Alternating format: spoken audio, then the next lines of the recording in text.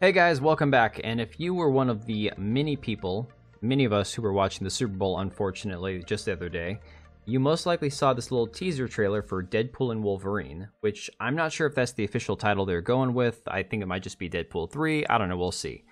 But Deadpool's coming back. He's got Hugh Jackman's Wolverine. There's going to be a whole bunch of characters. It looks like they're putting the Time Variance Authority from the Loki TV show in there, trying to do this whole multiverse crossover thing. I'm not sure how the movie's going to do. I know Deadpool has a lot of hardcore fans, so does Hugh Jackman's Wolverine. I'm a big fan of his character. And to be honest, I think the first two Deadpool, I might have only seen the first Deadpool movie, but I know I saw that one. I thought it was funny.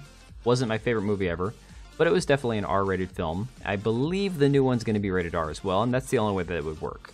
So, of course, now that we have a movie that could potentially be decent by Disney and Marvel and all that coming out, we have to have a controversy about it, which, I mean, I'm not surprised. It's the She-Hulk fans freaking out, because She-Hulk, which was one of the worst TV shows of all time, not worse than Willow, in my opinion. That show is still one of the worst things I've ever seen, but She-Hulk was it was up there. It was incredibly boring. She-Hulk fans are freaking out about why it's okay for Deadpool to be some raunchy, horny, latex-wearing, child, basically. He's very adolescent into the way that he acts and talks and stuff. He's just very much kind of a goofball.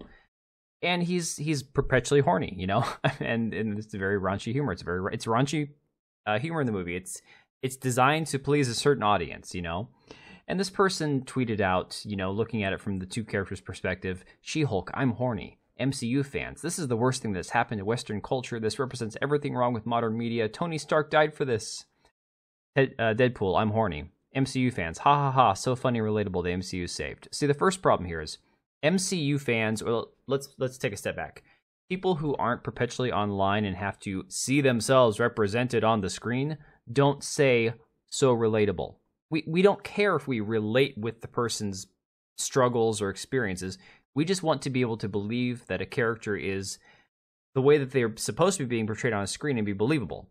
And the thing is, a lot of people have come back and said, yeah, the difference is that his character is done well, he's likable, he's charming, he's got charisma, and the Deadpool movies, at least the first one, is arguably just a better quality than the She-Hulk show was, which I'm sorry, it's a reality. The She-Hulk show was crap. Now, we've also seen a lot of the other issues where they've tried to force the feminism, the diversity. We've seen this with Captain America.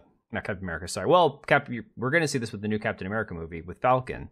But we've seen this with She-Hulk. We've seen this with the Marvels. We've seen this with Miss Marvel, where you try to focus on characters that are lesser well-known, that are definitely not as popular, and you cram in the fact that they're both female and diverse ethnic backgrounds and origins, and you create a sort of cocktail that nobody wants to drink because it's not about the story, it's about the diversity. And unfortunately, this is where Disney has been struggling for several years now, focusing on the political and racial, origins of people rather than make a good story, cast the best people, let it speak for itself. And it shouldn't surprise anybody, especially when Disney's out there freaking out, passing out making these videos telling people how to vote for their shareholder votes that they're going to have for the board seats that are available. There's a hostile takeover going on with Disney. They're trying to, Nelson Peltz and his Trian group are trying to basically clean house on the board, put the right people in place to fix this mess, and Disney is fighting tooth and nail to stay, keep all the same people on the board. So they're even telling people how to vote. And if they do that, if they get their way, nothing's changing anytime soon. There's nothing that we can do to see Disney get better and actually go back to making quality films if the same people are sitting on the board a year from now. So this all goes back to the very top. And Christopher Rufo shared this video on Twitter just the other day, and I think it's very telling of where we are currently at with Disney. And this is from 2021. This is shortly after the January 6th worst day in history. You know what I'm talking about. And here are Bob Iger's thoughts. I'm just going to play the whole video, and then we'll talk about it. Well, I mean, Bob has talked about this eloquently since he's become CEO. I'll say a couple of things about it. We've tended to shy away from politics, and in doing so, I think we've shied away from talking about issues that aren't political at all, like the issues that we're talking about today. Because we believe in doing so. Maybe it looks like we're taking a stand. Well, in that reality, we should be taking a stand. By the way, I take responsibility for this. I was CEO for 15 years. And so I manage the company's public-facing processes and how we were portraying ourselves.